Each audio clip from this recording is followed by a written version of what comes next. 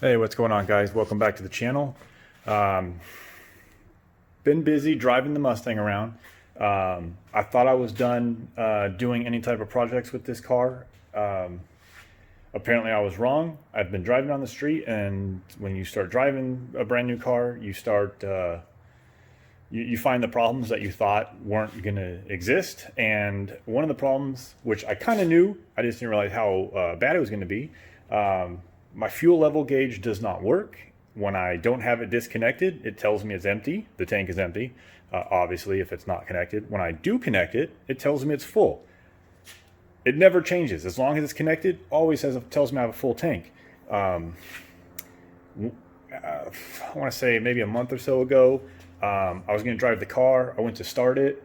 It idled for a couple seconds, then it started surging, and it sputtered, and it died. And then I spent half a day trying to figure out why all of a sudden the thing would not run.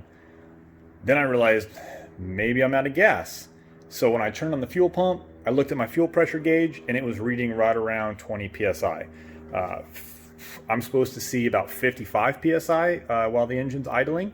So I knew that I was out of gas. So I went and bought gas, put gas in it after wasting half a day, and it fired right back up. So then I drove it around a couple short little trips, spaced out over the course of a couple of weeks. And I was good. I drove it on Saturday, this past Saturday, had no problems driving it. And then I was going to drive it on Sunday, but because I knew I was going to make a bunch of stops when I went out, I'm like, I don't want to drive the Mustang for multiple different stops. One stop and back is enough to test it and make sure there's no bugs in the system, and then also to enjoy it. It's super loud. Too much driving gives you a headache. So I'm like, I'm not going to take it. Really glad I didn't, because the night before, Saturday night, I decided I'm going to order an actual fuel level gauge and a new sending unit, so that I don't have this problem of being low on gas and not knowing it. Ordered that Saturday night. Sunday, I decided to drop the tank in preparation for that sending unit, whatever, coming in the mail. It came today. But the point is, when I dropped the tank, I found that there's only a third of a gallon left in the tank. Obviously, a third of the gallon probably get me to the end of the block, and then I'd be pushing the car home or going to get gas and having to fill it up. So I got really lucky. I decided not to drive the car. When I dropped the tank, I found another problem. Let me flip the camera around here, and you can see what I'm talking about. I was really hoping that there would be basically this that you see on my top of my ice tank. This is my intercooler tank. I was hoping it would still be sitting there. I knew that they were filling it from the side, but as you can see, they basically removed it and welded it shut. So that's something that's going to have to be changed, and I'll get to that in 1 second. The real problem is that this is a 10-gallon tank. The fill neck, because they wanted to, whoever designed this tank system, or how they mounted it and all that good stuff, they mounted it real clean. But in order to connect it to the stock fill location on the side of the car, which is right here, they had to put the fill opening on the side of the tank a third of the way down, which means unless someone has invented anti-gravity gasoline that can float upward, and I don't know of anyone who's done such a thing, this tank is worthless. The top third is worthless. I can only use 2/3. So 2/3 of a 10-gallon tank is roughly 6 gallons. 6 gallons on E85 on a twin turbo 331 isn't going to get you very far. Which explains why I could only drive the car down to the gym twice, which is only a few miles down the road, and then I'm out of gas. So I'm going to fix two problems in this project. One, this sending unit that does not work is going to go right in the garbage. Actually, I probably won't take it out, to be quite honest, just so I don't have to fill these holes. I'll probably just cut the wire and call it a day. It's the easiest and laziest route. I'm going to drill a hole right here, 4-inch hole saw, so we can open it up, and that way I can install. I actually have one of these on order, so I will be able to fill the tank from above. And then I'm going to cut a piece of aluminum. I grabbed a piece of scrap from work today. I'm going to cut I think this is 2-inch diameter. I'll measure for sure, but I'll basically just cut with a hole saw a piece out of the aluminum I have. Obviously with the hole saw, that'll leave a hole in the middle for the centering bit. I'll fill that in with weld, and then I'll weld it to here. I won't be able to show you the welding on camera because I have to weld at work. I can't weld aluminum at my house. I don't have the tools for it, but at work I do, so I'll do that at work. But the rest of the work will get done here at the house. You'll be able to see everything. So I'm gonna start by cutting a hole. Even though I don't have the actual fill cap, I know in the ad it says 4-inch. I think it's 4-inch up to like 4 1/4. So I have a 4-inch hole saw. I'm gonna drill a 4-inch hole, and that will at least get me access. I'll be able to get my hand inside, or if this actually does have some sort of float in there, I'm gonna cut it out and just rip that thing out so it's not in the way.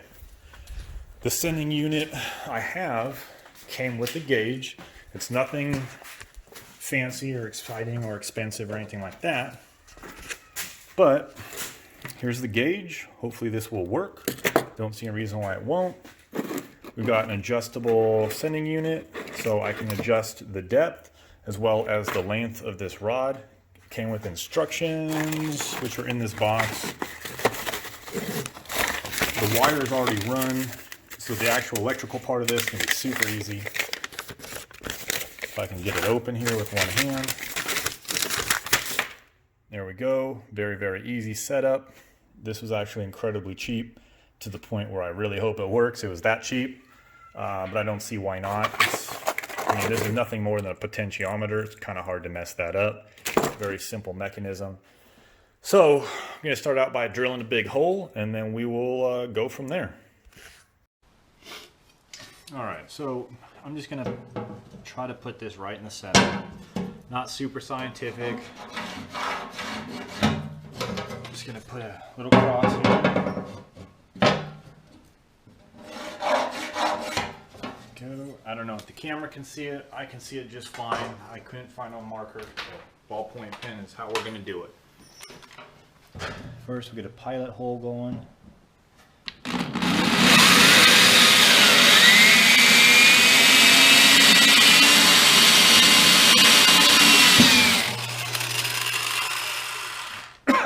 All right, easy enough. Now I'm going to go ahead and switch over to a hole saw, which I decided, oh yeah, you can already smell vapors coming out. So one of the reasons I decided to do this right away, to help get the vapors out, since I'm going to be welding on it. Probably not tomorrow, I'll do it the day after. So it also gives me a chance to run a bunch of water through it to clean it out. But this thing has been sitting empty now for 2 days, so a lot of the vapor should already be out.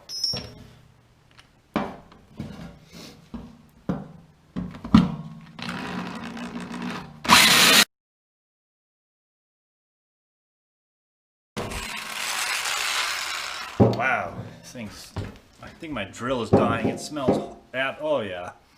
Besides smelling horrible, I don't think the camera can pick it up, but there is smoke coming out of this thing, so this might be one of the last holes I drill with this thing.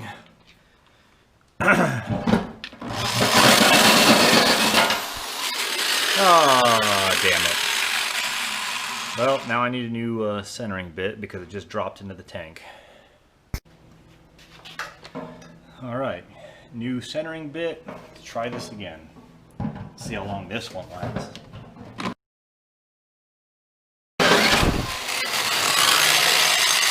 Not very. That is the answer. Not very. Let's try for a third time. Hold on. Alright, take 3.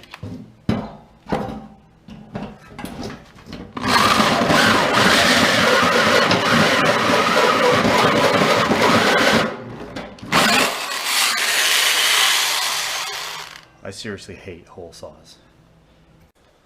Okay, so I got tired of doing it the conventional way, so I basically just went real slow with no centering bit or alignment bit, whatever you want to call it. Didn't have any problems. This thing I think is toast. It is cheapy Black & Decker. It smells horrible. It was actually making a sizzling sound at one point.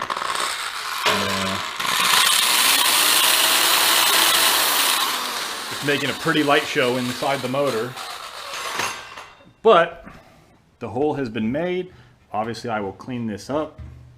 It looks like the original hole is still there because this is a nice smooth bit of metal here, and this is the cut that I had made. So I'm pretty much dead on where the original fill was on this tank. So now it's full of aluminum shavings that I'm going to clean out. It does in fact have the float, which is this guy right here, who's going to get busted out of there. Let me see. I don't know what this is going to look like. It was dark in there, whatever, but I'm basically going to break that off so it's not in the way, because my plan is to put the new float either probably over here to get it out of the way. It'll mount right here, which is easy for wiring, and then the arm for the float will go that way. At least that's my plan at this point in time. If somebody has a problem with that, well, I guess by the time I post this video, it's already done. So if you have a problem with it, you can tell me after the fact, but it's going to be too late. So that's what I'm planning on doing. I got this hole open. I'm going to let it, I'm going to clean this out. Well, I'm going to clean this up, then I'll clean it out. And then I'll break this guy out of there because I don't feel like reaching in there and manhandling it while the edges are still sharp. So I'll do that. Then once I get that guy out, then we can start installing new parts. Okay, so the tank is basically done at this point. Like I said earlier in the video, I was going to take the tank into my job where I had access to aluminum welders because I can't weld aluminum at my house. And because my boss doesn't like me working on personal stuff while I'm on the clock, which makes sense. I can't get mad at him. I was going to do it after work when my buddy found out that I was going to be staying after hours to work on automotive stuff. He's a big automotive guy. He has 800 plus horsepower Honda Civics, full-on drag cars. They're awesome cars, very knowledgeable guy. His boss, though, doesn't care what he does when he's on the clock. So he volunteered to weld for me. I had made the plug already, so I just handed him the tank and the plug, and he decided to have fun making multiple passes on the original fill hole. So it's welded shut. I have put water in the tank. It doesn't leak, so that's great. Saved me the hassle of having to weld it myself, as well as the hassle of staying after hours, because I don't know how you guys are, but as soon as I clock out, I run for my truck. I'm out of there. I don't want to be anywhere I don't have to be any longer than I do. So while I was there, though, I figured since I had access to all the good tools, most of my drill bits are garbage. I ended up drilling out the holes to mount the new fill hole, as well as the holes for the fuel level sender. Let me see if we can get this off. These things always stick. Change hands. This did open.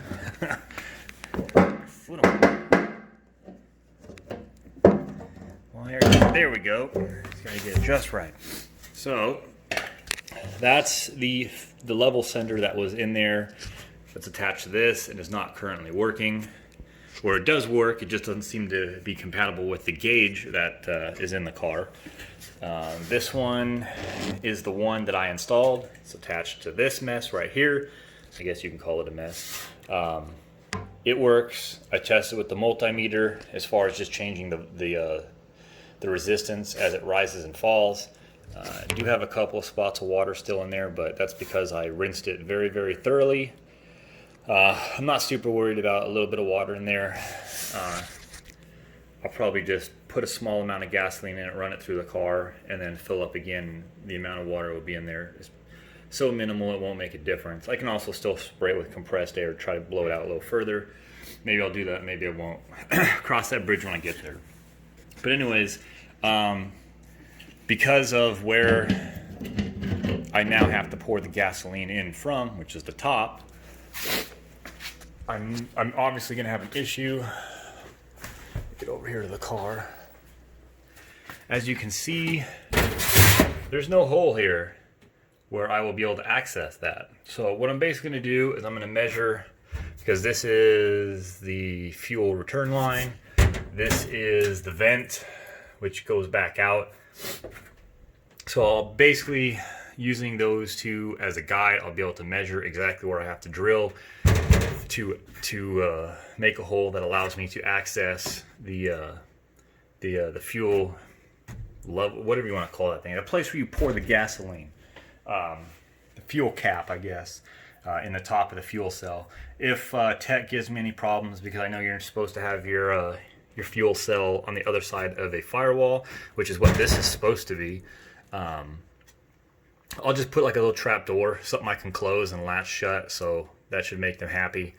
But I don't usually go to a lot of vents that have stringent technical inspections, so I'm not super worried about it. I usually do, if I go to the track, it's like a showcase type of thing, or the grudge racing, which for whatever reason they don't seem to tech very hard. I guess they assume if you're grudge racing you've built a safe car. I don't know, they kind of just look at it and go, yeah, it looks nice, go for it. That's what I used to do with the old car, and tech was almost non-existent. And then obviously on the street there's no one to check you. So that's the plan. I'm not going to put the trap door in unless I absolutely have to. So that'll be the next thing. I'm not going to do it now because it's getting late in the day, which is why the garage is shut, because it's actually nighttime. I'm not going to work on it now. I'll get to it this weekend, but I just wanted to film some of this video so that when I do start working Saturday, I don't have to film this part of the video. I can just go straight to work. One possible issue that I see happening is that I don't know how I don't know how high up the gas tank sits in relation to that floor pan. I won't find out until I go to put the tank in for the first time, because my concern is that if I don't have a hole saw big enough to clear out these holes, because obviously I only need the floor to be open big enough to access this section. As long as I can pull this plug out, technically that hole's big enough. The problem is though, is that if this sits up too high and these bolts are now hitting that bottom of that pan, I won't be able to get the tank all the way up, which means I'll have to cut a hole big enough for this entire thing to sit up, which I don't think I have a hole saw that big, so I might have to borrow one from work, which means I won't be able to get the job done over the weekend. So we'll see. The other issue is I don't really want to cut a hole for this entire thing. My plan is to actually cut the protruding part of the bolt above the nut here. I'm going to cut it flush with the nut, and then if that's the case, this, I don't really want to cut this. I'm afraid of damaging the electronics. More than likely I will just drill a single hole big enough for this to pop through, and that'll allow me to do the wiring. And since the wiring has to come into the car anyways, that's no big deal to have this just pop up through the floor, and then from there I can run it to the gauge. And then this, because this bends over, that was there before, it's not going to change. I'll probably cut the wires a little bit shorter just so that they're not dangling now. They used to be connected, they won't be now, and I don't want them just dangling randomly. So I'll cut it off short, that way in case I ever decide to access those wires or use those wires again, I still can. Solder some new wires to it, it won't be an issue. So that's where I'm at now. When I go back to work onto it Saturday, first thing I'm going to do, shove it up under the car, see if it fits, and then from there I'll make the adjustments I have to make it fit. Okay, so I took a few measurements underneath the car. I was just going to push it up there and kind of eyeball it, guess it, whatever you want to call it. But then I decided to actually measure it. It's been much more accurate. So based off of where the mounting locations are under the car, and they're perfectly squared up, there's actually a little square in all four corners up underneath the car, which I'm not going to bother to climb under there to show you, just take my word for it. It basically there's only one spot where this gas tank can sit. So based off of the center point of this, the fill location, I measured from the side 9 5/8, and then from this corner down 8 7/8, and then to make sure I had the right spot here, I did use a square to make sure I wasn't measuring at some weird angle or something like that. So now what I'm going to do is I'm going to take the square I guess I don't, yeah. I'll take the square up underneath the car. Hopefully it fits, because I know there isn't a ton of space and there's a huge square. If it doesn't, I'll have to get another one. But I'm basically going to use those numbers that I have written on the tank to transfer to a spot underneath this floor pan, where I'm going to drill the initial hole, and then I'm going to have to drill a hole I'm going to drill the initial hole, and then I'll have a hole saw. And I complained about my dislike for hole saws because I've never actually had a decent hole saw kit. My work was nice enough to lend me for the weekend this Diablo, I think these might be carbide, I don't know. All the blades we use at work that are Diablo are all carbide. Anyways, I don't see if it says anything, but get this open here. This is nice. I like it because this, I mean, unfortunately I can't use any of these actual hole saws. I think they're all going to be too small. But this pops in and out, and then this locks in right here. So this will be real nice. I'm sure this bit is, yeah, it's a bit sharp as hell. So this will drill through that sheet metal like it's not even there. So actually excited to use this, despite the fact that I normally hate hole saws. So I'm going to go make my mark underneath the car. I might dimple it, we'll see, and then I can drill it from above, so I don't even have to do it underneath. I don't have to worry about stuff falling in my face. I did also make note that because of where the mounts sit, I have about a 1/2 inch clearance from the tank deck height, if you want to call it that, to the bottom of the floor pan. So this, the nuts will be okay, but the tip top of the bolt is just a fraction of an inch too tall. Now, obviously, I could force it into place, but why bother? I can just pull out the angle grinder, lob off the tops of these bolts very carefully, and then, unfortunately, this one, which is probably a 16th of an inch taller than all the other ones, I'm going to go ahead and trim this down, and then when I thread the nut off, it'll fix the threads that I damaged while cutting it, and that way I don't have to worry about this post touching anything, because if it touches anything, it's going to ground out, and then it will give me false fuel readings. So I have to make sure this doesn't touch anything. Just to be safe, I might even put some tape or something over it just to make sure it's insulated, although it shouldn't be needed. As long as it doesn't, if I trim it down, I shouldn't need any type of insulation. It's not going to touch anything. So let me go ahead and drill that hole, and then chop these guys down, and then we'll try to test fit the tank. I don't have a hole saw big enough to clear all of this, so more than likely what I'm going to have to do is, because these bolts are too tall, even if I trim them, what I'm going to have to do is drill out the biggest holes, use the biggest hole saw I have, which is only 4 1/4, and then from there I'm just going to have to open it up by hand, because I forgot to try to borrow a 6-inch hole saw from work, which I don't even know if we have, so there's no guarantee we even have it. So I don't really want to wait till Monday to ask anybody. I want to get this done this weekend because I have a car show coming up I want to have the car running for. So it's got to get done this weekend. Okay, so my dislike for hole saws remains.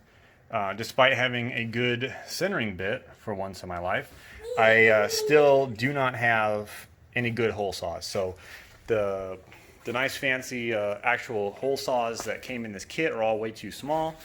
I had to use the biggest one I had, which was 4 1/4, and after drilling that size hole in the gas tank, the teeth were just done. It took me about 45 minutes to cut through a paper thin sheet of piece of metal. It's kind of embarrassing.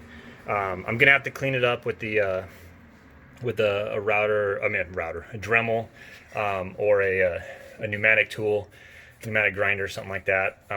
But that's no big deal, because more than likely, despite the fact that this was the biggest hole saw that I had, it's probably going to be too small, and I'm going to have to open it up manually anyways. So I'm going to be real careful doing that. And then when it's all said and done, when I get the hole the way I like it, I'm just going to split a piece of rubber hose and wrap this around here, because I don't feel like running the risk of cutting a finger off every single time I want to reach in here and open the gas tank up. So that's what I'm going to end up doing. I'm running out of daylight.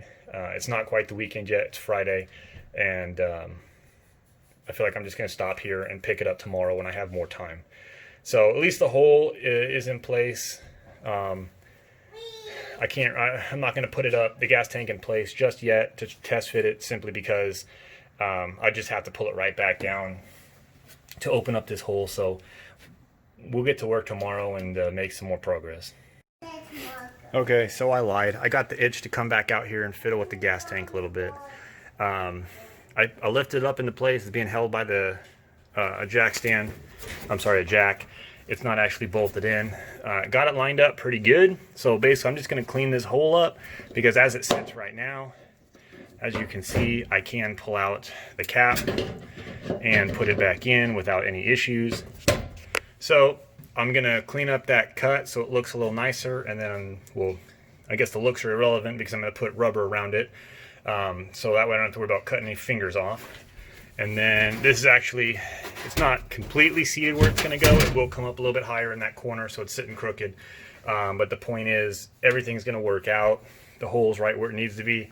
Not 100% perfect, but like I said, the tank still needs to slide that way just a little bit before it gets actually bolted into place. So, happy with the way it came out. Don't have to modify the tank anymore. When I do actually come back to work on it tomorrow, it's going to be real easy to get into place. I did stop and get 11 and a half roughly gallons of E85, so we'll be able to fill the tank completely, and we'll find out if it leaks, and if it doesn't, the thing will be ready to drive with minimal effort tomorrow. Alright, little small update. The gas tank is back where it belongs. I put this rubber, I don't know what you call it. I mean, it was a vacuum line. I basically split it and ran it around the opening so that I don't have to worry about cutting any fingers off, as I had mentioned before. The tank is, at the moment, completely full to capacity with gasoline. Well, not completely full. I could probably squeeze another gallon or so in there. But the point is, there's about 11 gallons in there now, which is what I bought at the gas station, and there's still room for more. So I thought it was a 10-gallon tank. It seems like it might be a 12-gallon, which is fine. I'm not going to complain about extra capacity, that's for sure, especially on a vehicle that's going to be driven on the street. Looks like we're in good shape as far as my buddy's welding is concerned. No leaks, no drips, not sweating, nothing like that. So we're good to go there. I still have to finish the wiring. As you can see, it's just dangling. I did swing for the fences and hope for the best. It did not work. I turned on the current gauge that's in there, and it still reads empty, even though it's wired up to the new float. And I know the float is working. I saw it's up. It's in the up position. I can look down in the gas tank and see it. So clearly the gauge is just a piece of junk. I'll show it to you real quick. They sell them on eBay, Amazon, wherever. It's that blue one right there. They're literally like $7, so it doesn't surprise me that the gauge doesn't work properly. But it doesn't matter. This sending unit that I bought came with its own gauge, so that'll be the next step, is actually putting in the gauge so that the gauge and the float match each other, and then I'll actually be able to tell what I have as far as fuel is concerned. But worst case scenario, even if the new gauge is junk and doesn't work at all, I can still always just open the fill port right here and look inside. It's kind of a nuisance because I have to open the hatch, and to open the hatch I have to disconnect all of these struts, which isn't a big deal. As it is, I'm going to have to do it when I fill the gas tank anyways.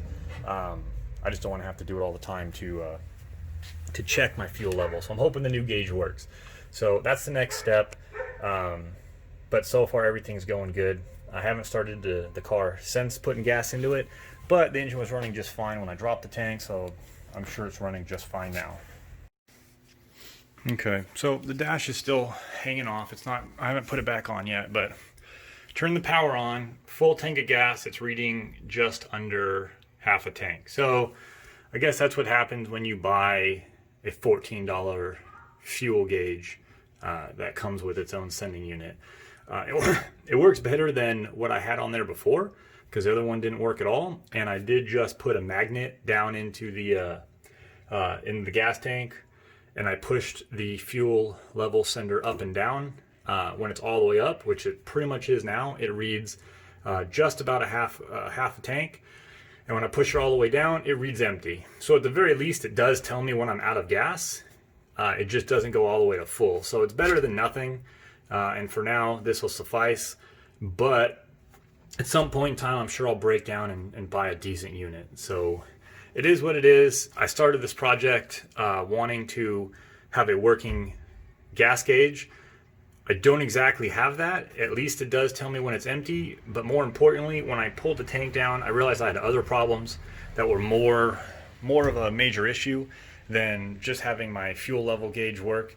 And that was the lack of the top third of a gas tank being usable. So that was repaired, taken care of, and at least I have some functionality out of my gas gauge. So not perfect, but I'm still going to call this project a success for now. But like I said, at some point I'm going to revisit this and fix it permanently once and for all.